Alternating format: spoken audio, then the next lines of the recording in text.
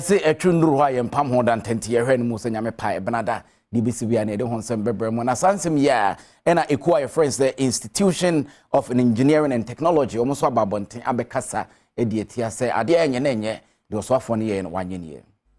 Institution of Engineering and Technology Ghana. Na yeninye we were not happy cry say ohwa na engineer no regional engineer no no oye na adwuma ECG board no o take decision say ekabi o maka bia wo kwan bia o magege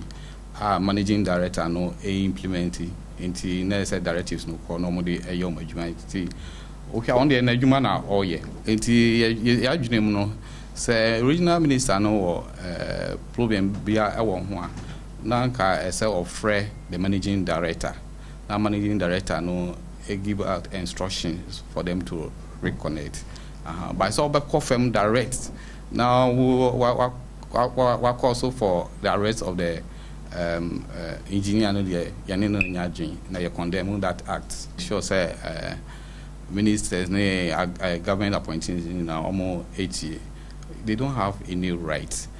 Say adwuma ni anaso adwuma ni bia eye bibia o show bia se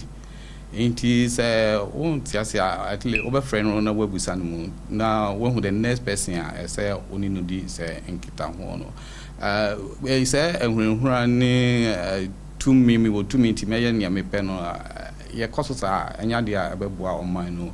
empuntuo say engineer na ye bibi na won ti ase ono de suma na ya suma no na wo hwekra nso team na ekoya omokoye disconnection no mo free